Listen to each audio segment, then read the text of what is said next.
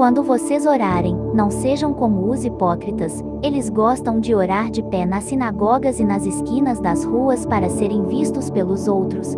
Eu afirmo a vocês que isto é verdade, eles já receberam a sua recompensa. Mas você, quando orar, vá para o seu quarto, feche a porta e ore ao seu pai, que não pode ser visto, e o seu pai, que vê o que você faz em segredo, lhe dará a recompensa. Mateus 6, 5 e 6.